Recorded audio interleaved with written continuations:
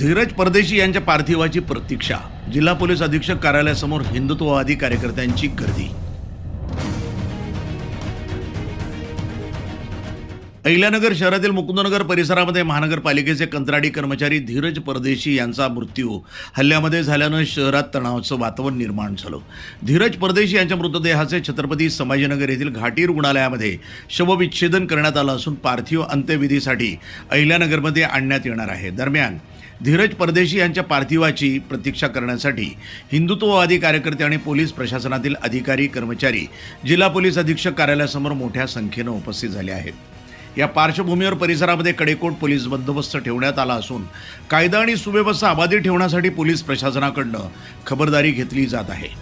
धीरज परदेशी यांच्या मृत्यू प्रकरणातील पुढील कारवाईकडे आता संपूर्ण अहिल्यानगर शहराचं लक्ष लागलंय.